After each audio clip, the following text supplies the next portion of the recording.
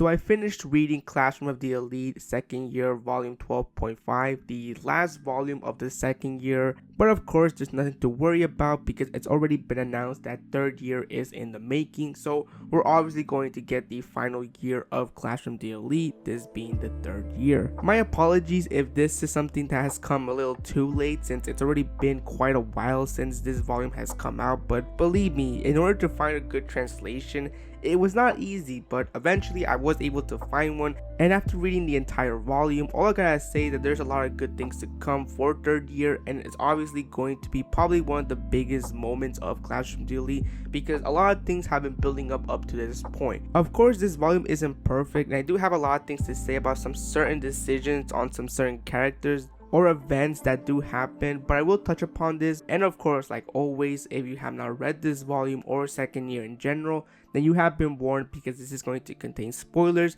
and this is especially important since this is going to contain spoilers that are crucial for third year. And with that, let's just begin. So we start off not with a soliloquy this time, but actually with a prologue. This is actually from the teacher's perspectives of what's been going on in the recent exam. And one certain teacher is of course not too happy with how things are turning out. This of course is Ichinose's teacher, Hoshinomiya.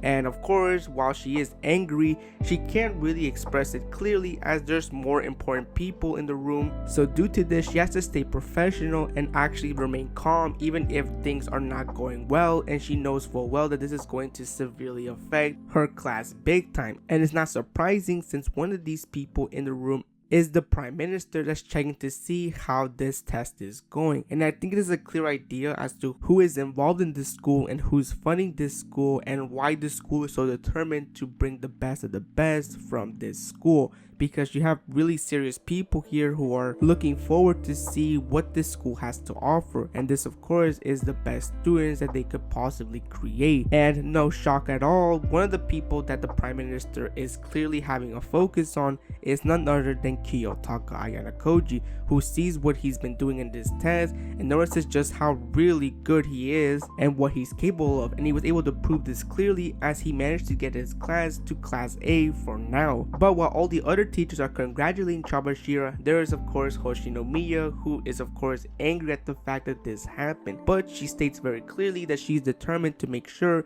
that Chabashira doesn't graduate class A. And here we start with the first chapter of this volume, in which it primarily focuses on the reaction of the test results within Ayano-koji's class. And that's because there's mixed reactions right now because of what has happened. While some people are happy at the fact that they not only passed the exam, but they also managed to beat Ichinose's class, no surprise, most of the class has already found out that one of their classmates has been expelled. This of course Mizuno, and for those who don't remember, Mizuno was the girl that Ayano-koji expelled during the exam for being the traitor of the class who was giving out information to Hashimoto for his class. And many of them want an explanation as to what led up to this decision being made. Of course, Chabashira can't really give them all the details since she's not a student and she has limits to what she can say and cannot say, but of course the class waits for Horikita and Ayano-koji's explanation.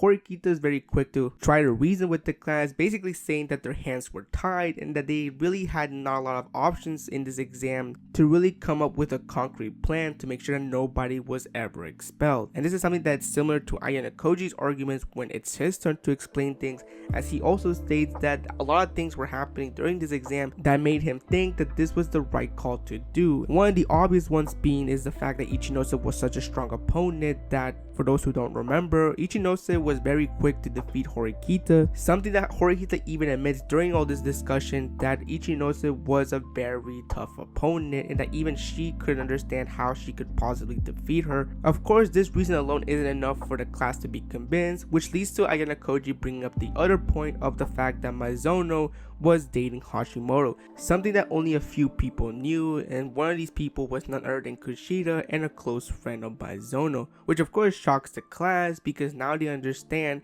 of where Ayano-koji is coming from. Well, almost all of them, because there's still some people who are very conflicted of Ayano-koji's decision to expel one of their classmates, and this person is Hirata. Hirata has always been kind of this guy that really, despite everything that's happened, he still has his own morals. Like, while he understands that expulsions are going to happen even if he likes it or not, I think there's some scenarios where I think he just doesn't really agree with this concept. And I think the reason being is because, well, with Yamauchi, there's a reason why he was expelled. He was trying to basically destroy the class all for the sake of Sakayanagi. With Sakura, they didn't really have much of a choice because during that whole test, they had to expel somebody because that was the point with the test. But in here, he feels like there could have been other options being done, and Ayano-koji didn't have to take this drastic measure just for the class to win. And even though Ayano-koji acknowledges this, he can still realize that no matter what he says, Hirata is still not going to be satisfied with his answer. And surprisingly, this actually piques Ayano-koji's interest. And even though they would have gone back and forth, due to the class limit, of course, class has to be dismissed. And while Hirata is of course not happy that the conversation didn't have a conclusion, the discussion ends right there. But of course, it's not Hirata that's the only one that feels conflicted about Ayano-koji's reasoning, as after class ends, Kushida approaches Ayano-koji to basically tell him that she knows that there was another reason why Maizono was expelled, because Ayano-koji planned on doing that from the very beginning. And even though Ayano-koji tries to deny it, of course Kushida is not convinced, which of course Ayano-koji doesn't really blame her for. But just because she believes this, it doesn't mean that she's just going to say this statement out loud, as she's still trying to fix her reputation. So for now, this is only something that's between him and her, but I wouldn't be surprised if later on she will bring this up some way or somehow. But while all this was happening, Ayano-koji and Horikita having a discussion with their class, there was also another class that was having their own reactions as well, and this was Ichinose's class. And of course, things are not looking too great because they are still at the very bottom. But despite them being at the very bottom, some of the people in this class still believe that they have a shot, and they just have to be patient, and are trying to say that this is not Ichinose's fault. Which of course I feel like some people are just coping, and it's very hard to not see the reality of things, that their class is in massive danger, and if nothing changes, well, they're doomed. There's no better way to describe it. And then you have characters like Himeno and Kanzaki, who I'm just really disappointed in where their character direction has gone. Kanzaki, in this whole event that's happening right now, he just looks like he's just given up. I mean, the way it's described, he really doesn't want to say anything. He doesn't want to say that there needs to be change. And then Himeno's still scared of voicing her own opinion on certain things, which I really am confused as to when they're going to pull the trigger with these two, because they build them up to be characters that are obviously not in support of how Ichinose is leading the class. But in these last volumes, they really haven't done anything to show that they are going to try to make Ichinose change or make the class realize that what Ichinose is doing to the class is just not working. The only person that is actually able to give them a reality check, sort of, is Hoshinomiya, who is just flat out tired, exhausted, and angry at all of them for how they're thinking and what their priorities are. Instead of trying to see what the problem is, they're just simply trying to make excuses as to why they lost and how things aren't all that bad. But that's not the case. They are in a very critical state that if this continues, their chances of getting into Class A is just below 0 at this point. But at the same time, while Hoshinomiya tries to give them a reality check, she does fully realize that she can't go too all out, because otherwise she's not going to leave a good impression, and the last thing she wants is her class to turn against her. So her priority right now is to get Ichinose back on her feet, since of course she's still crushed because of what happened with her and Ayano-koji. And that's exactly what Ichinose does, as she takes a leave of absence.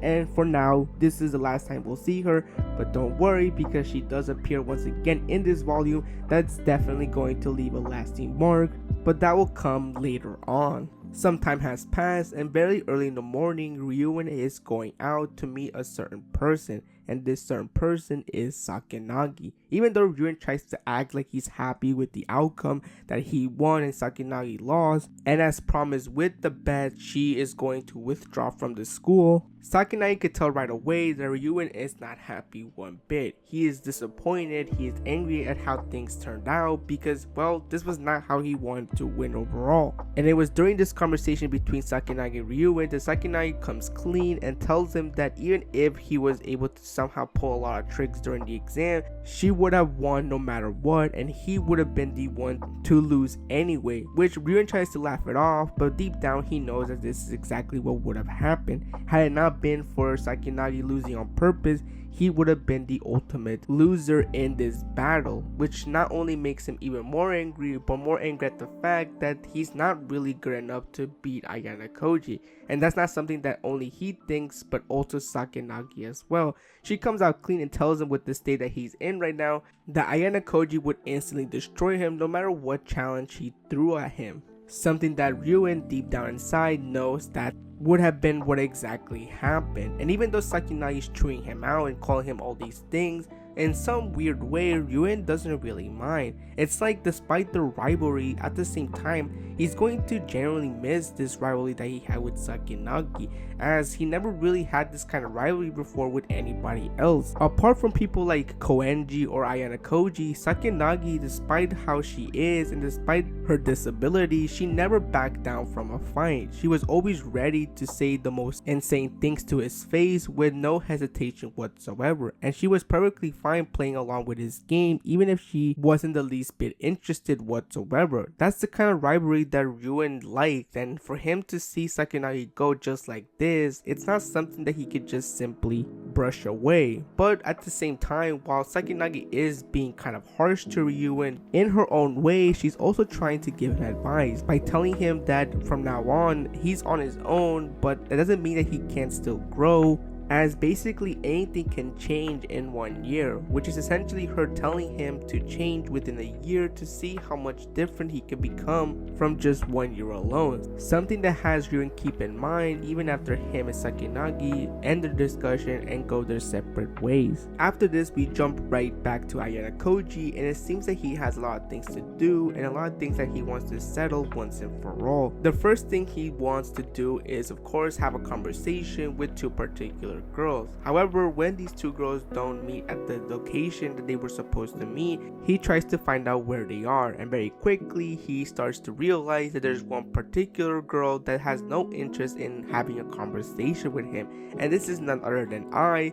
who is trying to do her own things. And even though Yamamura is next to her, due to her shy demeanor, it's very obvious that she's not going to have any control with what Ai does. And even when Ayano-koji is able to find the two, he of course is stunned by what he sees, as he sees Ai on the ground with Yamamura just simply watching her. When he asks her what she is doing with her magnifying glass, she tells him that she is looking at insects. When she gets right back up, Ayano-koji notices that her outfit is now dirty due to her being on the ground. But even when they of course meet, Ai still somehow manages to derail the conversation, showing Yamamura and Ayano-koji her list of observations of certain living things that she observes. Something that even catches Ayano-koji and Yamamura off guard, as they did not expect Ai to have this type of hobby. But getting back on track, Ayano-koji, the reason why he wants to meet with both of these girls is to see the state that the class of theirs is in. And obviously, due to everything that has happened, not only did they lose, but they also lost their leader with Sakayanagi stepping down.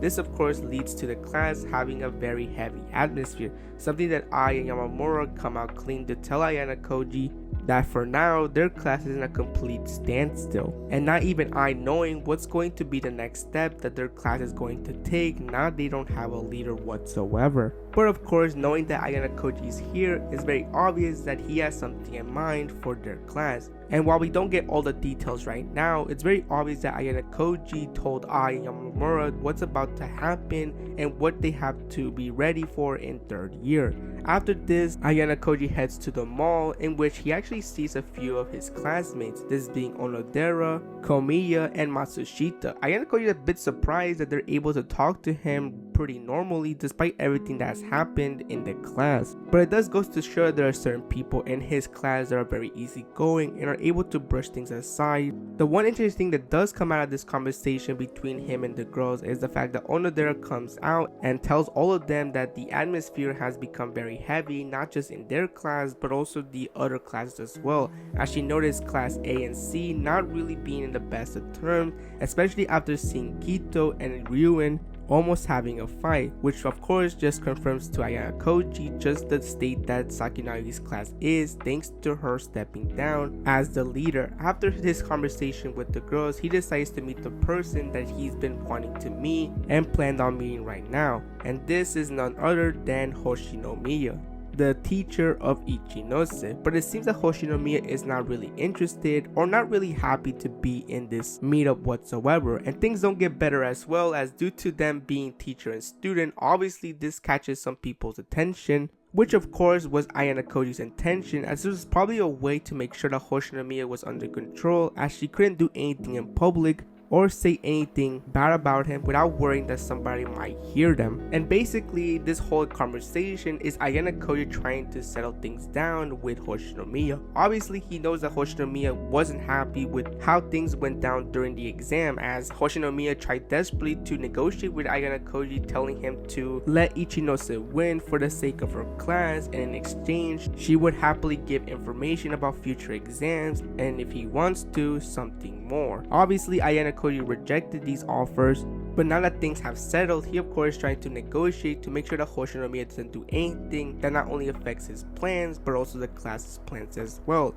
But Hoshinomiya, being the stubborn person she is, has no intentions of having some sort of agreement with Ayano-koji. And it seems that Ayano-koji realized this, as he wasn't the only person that he invited in this meetup, as he invited other people as well, and it's none other than the other teachers of the current second year. We get a flashback in which it's revealed that Ayano-koji actually invited Chabashira, Sakayanagi's teacher, and Ryuen's teacher to talk about what's going to happen with Hoshinomiya and what they should do to deal with her due to everything that's happened in the most recent exam, and her determination to make sure that nobody else except her class gets to class A. Of course, there's one teacher that isn't too happy with the meetup, and that is Sakayanagi's teacher Mashima, in which while he tries to tell Ayano-koji that this meetup isn't really a good idea, Ayano-koji interrupts by telling him that he has information on the woman that he's interested in, and this of course is in reference to volume 9.5, in which Mashima met Ayano-koji during the gym and requested Ayano-koji to look into one of the female employees of the gym to see her likes and dislikes and to see what she's interested in.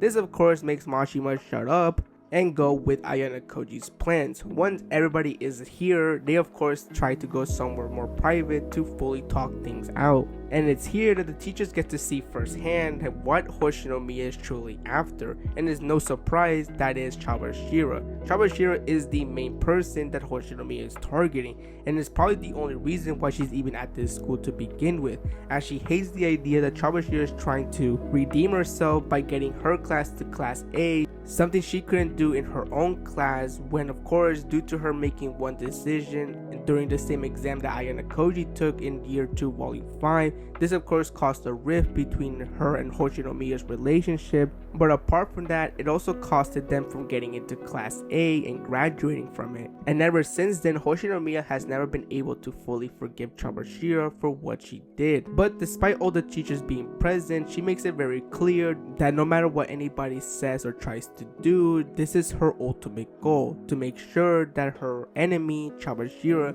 never graduates class A, so that she can remember for eternity what she decided to do and what she missed out on. Obviously, this conversation, due to it not getting anywhere, it decides to be stopped, and all the teachers agree that it's better off to talk about this sometime later. But what this meetup did accomplish is that from now on, all the teachers are going to keep an eye on Hoshinomiya and make sure that she doesn't cross the line or do something stupid that could jeopardize everybody. Once the other teachers have parted ways, Ayano-koji is left alone with Chabashira in the elevator. Obviously, Chabashira is still kind of worried about what's to happen in the next year, as Hoshinomiya shows no signs of stepping down her plan to destroy Chabashira and her class. But Ayano-koji reassures her that next year is going to be different as he already has a plan. But this of course even surprises Chabashira, and she doesn't really know what to say because this is Ayano-koji we're talking about, and Ayano-koji decides to leave the elevator on his own without waiting for her whatsoever. Just as she's about to ask him something, the elevator closes, ending the conversation between Ayano-koji and Chabashira right there, and now wondering to herself what Ayano-koji is truly planning on doing and how will this affect the class. Sometime later, Ayano-koji is preparing to go on with his date with Kei, as this is something that's been planned for quite a while, as this was something that Ayano-koji had anticipated on happening because this was going to be the moment in which Ayano-koji finally decided what to do with his relationship with Kei. Things start out well as Ayano-koji and Kei plan for the day is to go to see a movie, and here we once again see that even though Ayano-koji claims that he never really put a lot of attention to Kei, he already quickly starts to show us that he's quite untruthful with this statement, as when they were getting their popcorn, he not only describes perfectly what type of popcorn Kei and him eat, but he also shares moments in which they would take that popcorn to his place and they would eat it and they would contemplate as to why it tastes so different. Again, this is a great reminder that Ayano-koji, no matter how many times he tried to say that he never really focused on Kei too much, his actions say something else, as he could clearly put attention into every little detail about him and Kei's habits even if he doesn't see it that way. And even though things go really well with him and her in the movies, this of course is when things start to go south, as no surprising, as this was something that's been built up for so long. Kei and Ayano-koji break up, and I think the most saddest thing about this breakup is that for a moment Kei had this illusion of her picturing Ayano-koji now wanting to break up with her, how in reality he did care for her, that he did want to stay with her longer because he realized that she's a special girl. But this was all in her head, as in really Ayano-koji was very quick to break up with her once they were both alone in a private room in the karaoke. And even though Kei was hearing all this, she never really broke down right in front of him. He just listened to what he had to say, but inside of her, she clearly was breaking and she couldn't hold it any longer. Luckily, Ayano-koji got to the point, and he even offered Kei to say that it was her that broke up with him in order not to make her look bad. But once everything was settled, he quickly left and just left Kei alone. And at that point, Kei was ready to burst, and that's exactly what would happen, as Kei would cry about what just went down. But hopefully this is a new chapter for her, because I do want to see more of her, because sadly this year she did not get a lot of attention. So hopefully in third year we're able to see another side of Kei that shows how she's able to get back up to her feet and show us just how much of a strong person she actually is. And of course, no surprising, Ayano-koji would later on receive missed calls from Sato wondering what happened, which made it obvious to Ayano-koji that Kei was very quick to tell Sato what happened between him and her. But this is not something that Ayano-koji is prioritizing, as the thing that he's actually focusing on is his final goodbye with Sakayanagi, since it's the day that she's about to leave the school. But he's not alone, as surprisingly there's people like Yamamura, and Sakayanagi's father waiting at the gate to see Sakayanagi be sent off. Once Ayano-koji arrives, we then get this very memorable but impactful moment between Sakayanagi and Ayano-koji, in which obviously they're both reflecting on everything that they've done in this school. Obviously Sakayanagi did not want to leave the school, but mostly because she still wanted to create more memories with Ayano-koji. She reflects how there's been a lot of things that she's not going to be able to forget thanks to him, and how in a way he helped her a lot as well, by her realizing that not only did she have a good time in this school despite all the turmoils and all the battles and all the rivalries that she had, but also how she was able to understand really what relationships mean and why they're so important. Because before she even noticed this, she always used people like pawns. She always used people like they didn't really matter. But once she started to get closer with people like Kamuro and Yamamura, That's when she started to realize that these people do matter. These people are people she wants to be around with. It's just a shame that she didn't really fully realize it until it was all gone. When she realized that Komuro was somebody important to her, she was already about to leave the school as well. And now with Yamamura, even though she is shy and she's not good at socializing with people, she still managed to grow on Sakayanagi. One interesting thing during this conversation was actually Sakayanagi giving Ayano-koji the right to do what he wants with Hashimoto. Since she's no longer going to be around, now it's up to Ayano-koji to decide what to do with Hashimoto. Does he condemn him or does he forgive him for all the actions that he has done? Ayano-koji makes it clear that he's going to keep that in mind and he's going to have an answer to that whole situation. Realizing that they're out of time, Sakayanagi says one last goodbye to Ayano-koji and requests a hug from him, which he decides to just do it because, well, who knows when it's going to be the next time he will be able to see her once again. And that's how it all ends, with Sakayanagi finally leaving the school after saying her goodbyes. After this, we see that of course Yamamura is distraught that Sakayanagi left, as even though they only seen each other for quite some time and their friendship wasn't that long, she still was sad that Sakayanagi is no longer around, being that she lost one person that considered her a friend and didn't mind being around her whatsoever. Ai, on the other hand, is a bit different, as she's only worried about what's next for her class. Obviously, with Sakayanagi now being completely out of the picture, some actions need to be done, and this is where Ayano-koji decides to tell Ai about his plan and what he plans on doing with their other classes, including theirs as well. Ai is of course a bit skeptical, as she doesn't really understand why Ayano-koji is planning on doing all of this, but when they're talking, somebody unexpected comes, and this is a first year who goes by the name of Negishi. Obviously Yamamura and Ai are confused as to why a first year all of a sudden came towards them, but when they see the letter, Ai is very quick to tease Ayano-koji about it being a love letter. Ayano-koji is very quick to ignore Ai's remarks and sees that there's an actual number in the letter that has 11 digits, but there's also an initial as well, this being N. Now obviously this could just simply be Negishi, but obviously Ayano-koji knows that this is somebody else that's behind this letter. But it seems that Ayano-koji is not very quick to take action with this, since when Ai tells him if he's going to plan on responding to this person, Ayano-koji tells her that it's not going to be until another year, which of course for Ai is weird, but it seems that there's more things to come, and this is going to be something that's going to be brought up again in third year. We now go to the day of the parent-teacher conference, and here we see that Ayano-koji is starting to get prepared for his conference with his teacher Chawashira, and of course that man, this being his father. Ayano-koji doesn't really know what to expect, and he doesn't even know if his father will even show up at all due to the type of man that he is. But of course this has to be something that he has to see first to see if anything will happen at all. When he goes into the room where Chawashira and his father is going to meet, of course the only person who seems to be a bit worried is Chawashira, but Ayano-koji is not really that fazed by it and is just simply waiting for his father to arrive. Just when it seems that his father may be late, his father soon arrives, and very quickly Ayano-koji could tell that his father's pulling up an act, the act of a parent who does care about their child and who really does care about their academic success. And throughout the parent-teacher conference, Ayano-koji can clearly see that his father is always trying to act like a good parent whenever Chawashira tells him about his studies and what he's been up to in the school. But things take an interesting turn when Ayano-koji notices that whenever he's responding to an answer, his father is very quick to try to drag this conversation further, almost as if he's trying to kill time or he's trying to drag this more than it needs to be. Once the parent-teacher conference is over and they're both alone, this is where Ayano-koji's father reveals that he's been really doing a lot of things behind the scenes.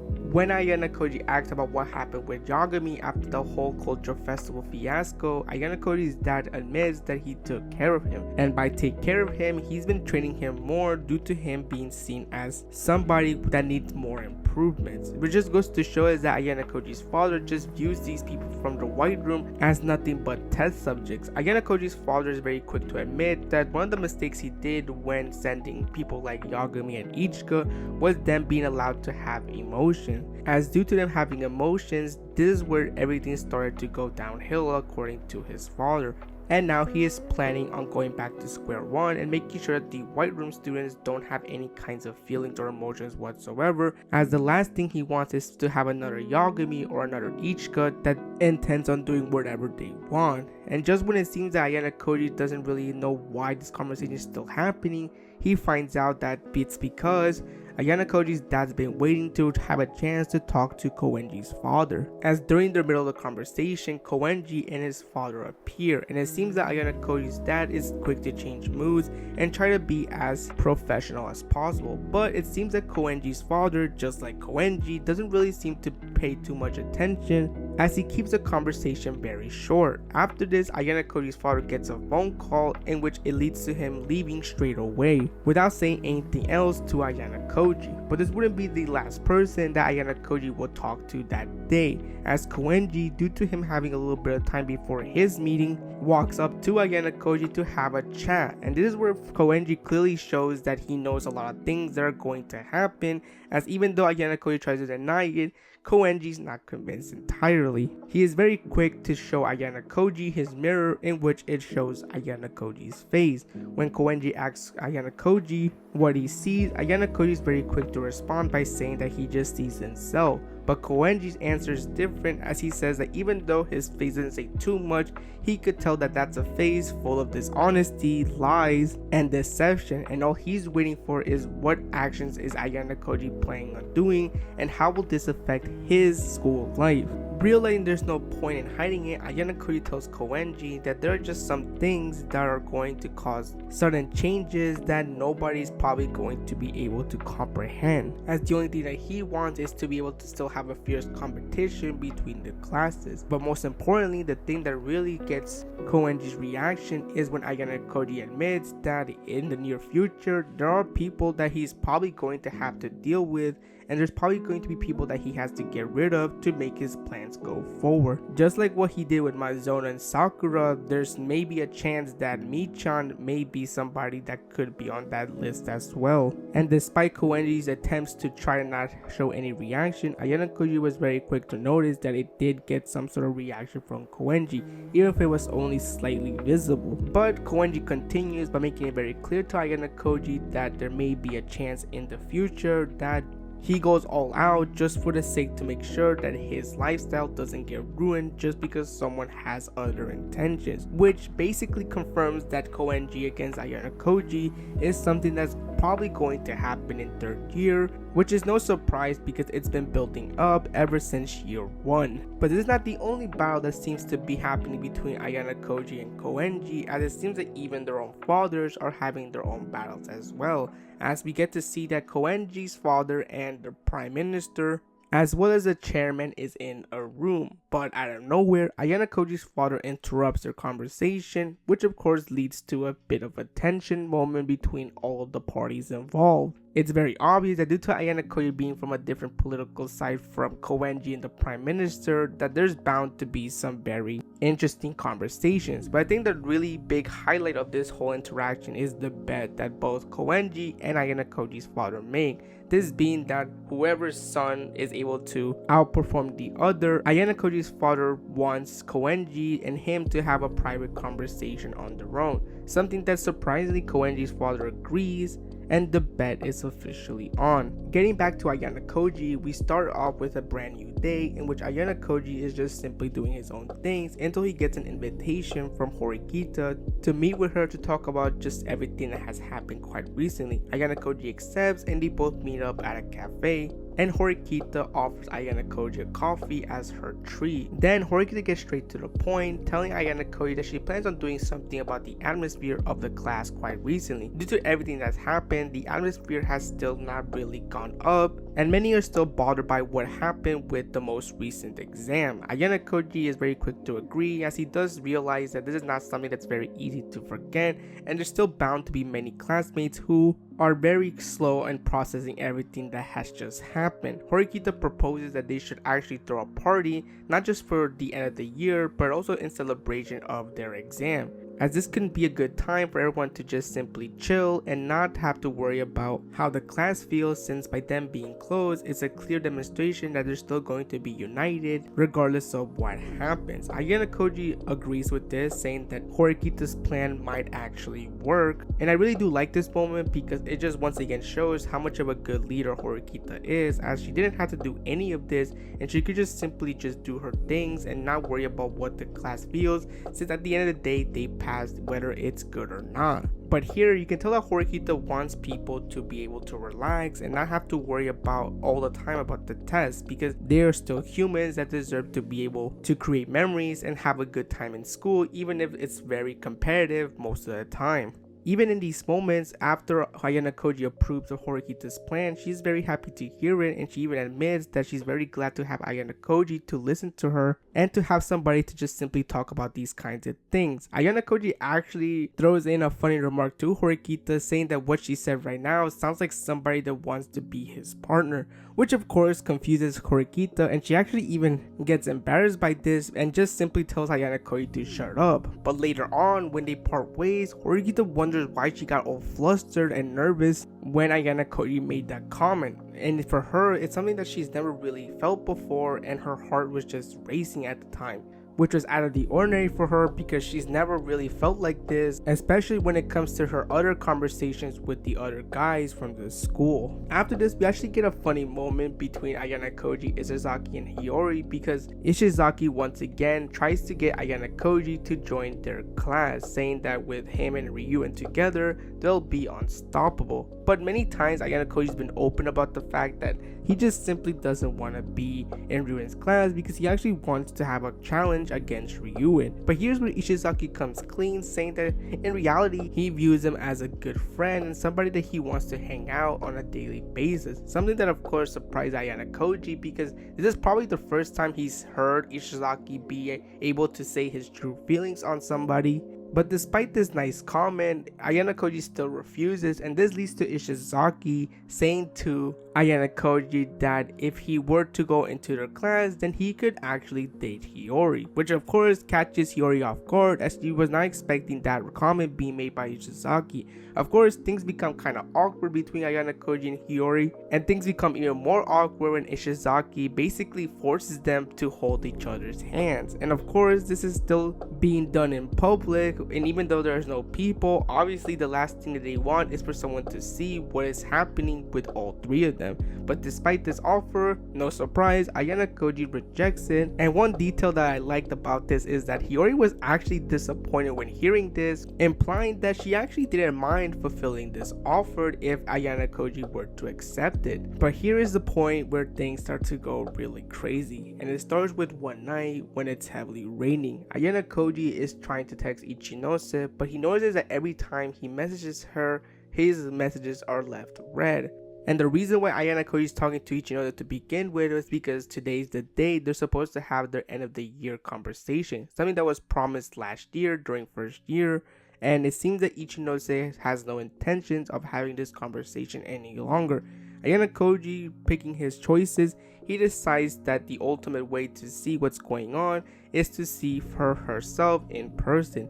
He realizes that it's late at night and that there's curfew, and that the last thing he wants is for somebody to see him about to go into a girl's room. So he makes sure that he doesn't make any noises or be seen, and thanks to the rain, things are much more easier than they were supposed to be. Ayano-koji waits on Ichinose's door, and it's until then that Ichinose finally responds, telling him that the door is unlocked, which of course Ayano-koji decides to open it, and it's in fact unlocked. He notices that the room is surprisingly clean, but here he will see Ichinose on the floor, and it seems that she's still not in a good state. Ayano-koji doesn't hold back though, and tells Ichinose that the reason why she's at right now where she's at is because of her own fault. She wasn't doing anything good to improve her class, and that due to her leadership, she went drastically down, with now other people like Ryuen's class, Horikita's class, and even Sakayanagi's class being leagues above her class. Ichinose doesn't even rebuttal, and she just decides to listen and hear what Ayano-koji has to say.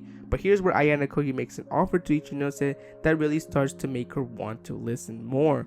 and that's Ayano-koji making the decision that if he were to choose, he would go to Ichinose's class, and in no time they will reach class A. The only catch is that Ichinose will have to forfeit school, and with him in charge, he can't guarantee that everyone is going to be able to make it to class A, as he would eventually will have to get rid of people in order to keep going forward. Obviously, this is not an offer that Ichinose wants to do, and she's very quick to reject it, saying the last thing that she wants to happen is for people from her class to be expelled. But here's where we get to see another side of Ichinose that she finally decides to let out here in this moment. Ichinose confesses that all this time she's been trying to hate on Ayano-koji for what he did to her, but no matter how many times she's tried to hate him, her feelings of him never fade away.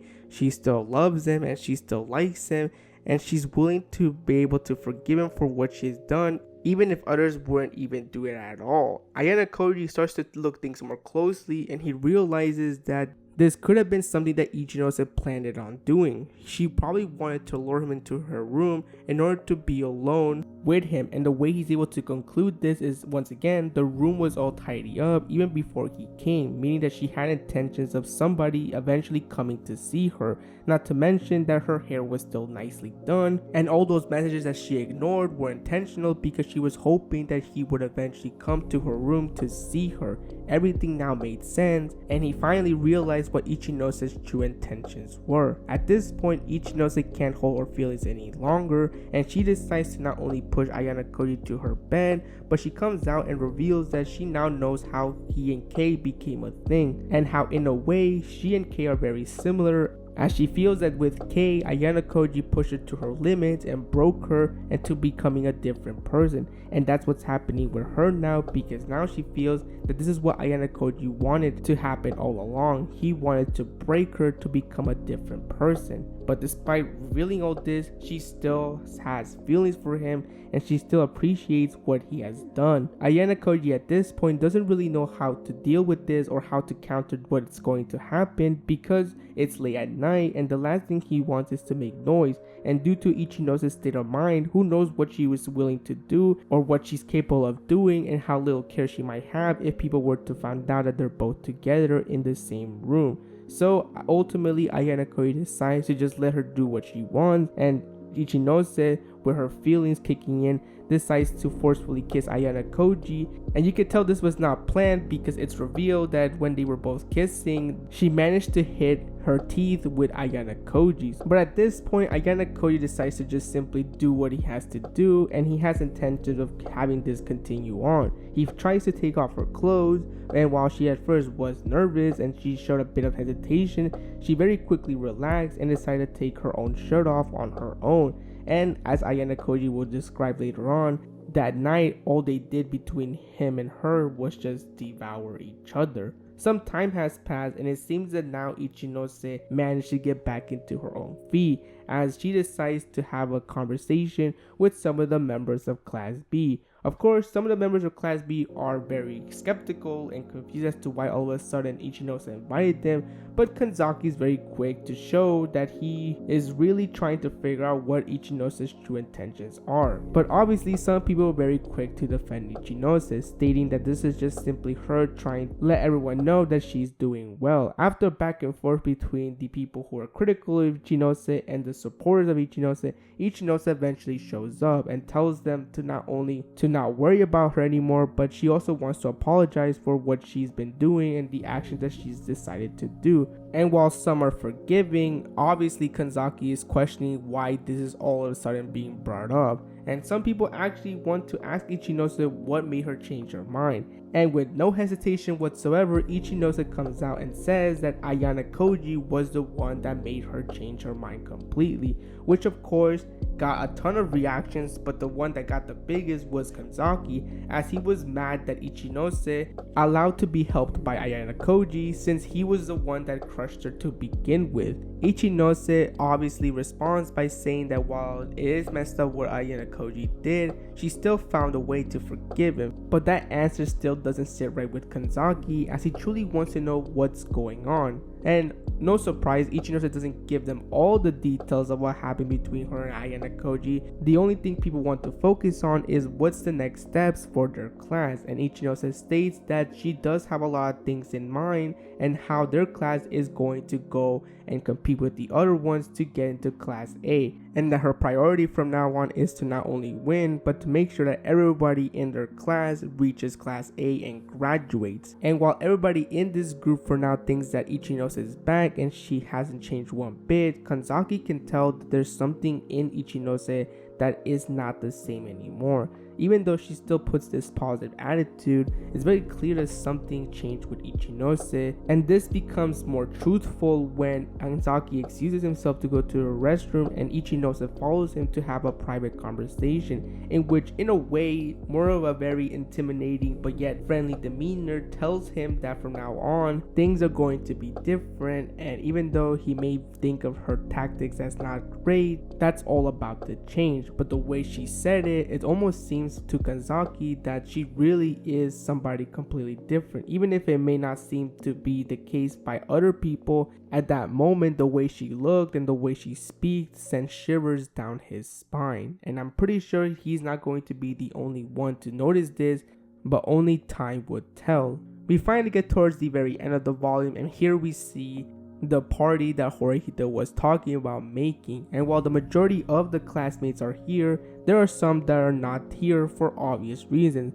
One of them is Kei, who decided not to join the celebration whatsoever, and Ayano-koji was very quick to pick up that some of Kei's friends were glaring at him, and Hirata even came up to him to talk about what happened between him and Kei, and it does really make sense why he got involved, because well, Kei is somebody that he quote-unquote went out with. Even if it wasn't real, he still did care about Kei, and Ayano-koji realizes that this was bound to happen. But apart from that, things were really going great. Even at one point towards the very end of the party, Ayano-koji and Horikita have one last conversation between each other, in which Horikita expresses that her goal is to make sure that not only is the class able to still be at Class A and graduate, but she hopes that they're still all united till the very end. Something that Ayano-koji can see is something that Horikita now has in mind, which was something that he wouldn't expect from the old Horikita. Horikita also tells him that she's glad to have him around and that she hopes that the relationship between him and her lasts for a good while. But in saying so, just as when she turned around, she noticed that Ayano-koji was no longer next to her, and she had a very bad feeling about this and hoped that this wasn't the case. But no matter where she went, Ayano-koji was nowhere to be seen. And that day, during the end of the party, Ayano-koji never returned back. And then we get to the epilogue, in which we see Chawashira getting ready to leave, but Hoshinomiya comes out of nowhere, all very happy and cheerful, to show something to Chawashira. Chawashira is of course confused as to why Hoshinomiya is acting like this, but it seems that something has got her into a great mood. As they're walking, Hoshinomiya wants to show Chawashira something. They reach into a different class that's not her, and Chawashira is confused, but this confusion turns into a shock when she gets informed that one of her students has just switched out of her class. And then we see who this student is, and it's no surprising that it's Ayano-koji. As when he's making his new introduction to his new classmates, some are shocked, some are surprised, but some already knew this was going to happen. And during his introduction, he makes it very clear that while Sakayanagi is no longer around, with him, this class is going to change drastically, and that's going to be an interesting final year. Confirming that not only did he switch to Sakayanagi's class, but also basically confirming that from now on, he is going to take Sakayanagi's place, and he is now the new leader of her class. And that's how year 2, volume 12.5 ends. The author made a comment afterwards saying how he's planning on making the final year feel similar to year 1, with high stakes, more crazy events to happen, and more chaos to be unfolded. And I am really looking forward to third year. Overall, this volume is a very alright volume. I think out of all the 0.5 volumes, this was the one that really I was not too interested in. There were some very key moments, but this volume was more of a setup volume for what's to happen in third year, because it's very clear that there's a lot of things that are going to be revealed in third year. And with Ayano-koji being in a new class, we just know we're going to have new interactions with different kinds of characters, with new characters, and I am curious as to how the other people are going to react that Ayano-koji is in a new class, like Ryuen, the other members of Horikita's class. I know we're going to get a lot of reactions in the next volume, hopefully. I also want to know what's going to happen with the other first years who are now going to become second years, like Nanase, Ichika, Hosen, because they haven't really played a huge role in this story. They've kind of been in the backseat and more of the behind the scenes stuff, and I do hope they do come back because I do miss them as characters. I want them to have more interactions and more roles in the story, especially Nanase and Ichika, because it does seem that they're going to set up something between those two. I'm also curious if they're going to create new first year characters. That's something that I wouldn't be surprised to see if it happens, although I do hope they don't create too many new characters because then that'll just be a huge mess overall. But yeah, excited to see what Ayano-koji is going to do in third year. And it's not like he's alone. He has his own group now, like Ai, Yamamura, Hashimoto, and Kito. Like those used to be former members of Sakayanagi, so I wouldn't be surprised if all four of them decide to just follow with what Ayano-koji is doing, and that will be an interesting concept because I do want to see like some sort of battle between Ayano-koji's new group against Horikita's group. That's what I want to see overall, a battle between Ayano-koji and Horikita, because I feel like that's what's building up to be like the biggest battle right now. Of course, he's going to eventually have his battle with Koenji and his dad and Ryuen, but I feel like right now the one that a lot of people are most curious about is his battle with Horikita. And that's pretty much where I'm going to leave things off for now. I hope you enjoyed it, and I'll see you next time.